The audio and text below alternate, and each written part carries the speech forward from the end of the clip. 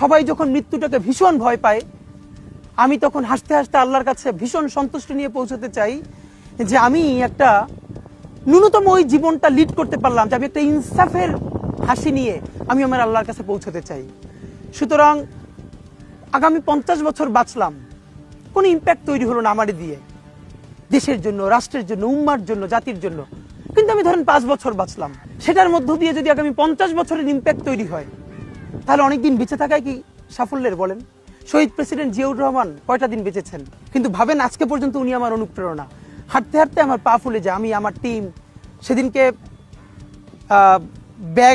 ব্যাগের মধ্যে জুতো নিয়ে তারপরে একটা শপিং মলে ঘুরছিলাম, মানে পা ফুলে গেছে, পা জুতোয় ঢুকাতে পারছিলাম না। তো জিয়াউর রহমানের একটা ওনার গল্প মনে পড়ছিল, যিনি মাইলকে মাইল যখন হাঁটতেন ওনার সাথে স্টাফদের পা ফুলে যেত, কিন্তু ওনার তো আর্মি ট্রেনিং আছে। তখন তাকে বলতো যে স্যার আপনার তো আর্মি ট্রেনিং, আমরা তো আর পারি না। এই জন্য ওনাকে মানুষ রাখাল রাজা বলতো। তা আমরাও সারা বাংলাদেশের 56,000 বর্গমাইলে হাঁটতে চাই, আমরা ইনসাফের চাষাবাদ করতে চাই, একটা স্বাধীন সার্বভৌমত্বের সততার বাংলাদেশ তৈরি করতে চাই। আল্লাহ যে কয়দিন হায়াতে রাখবেন এই লড়াইটা করব।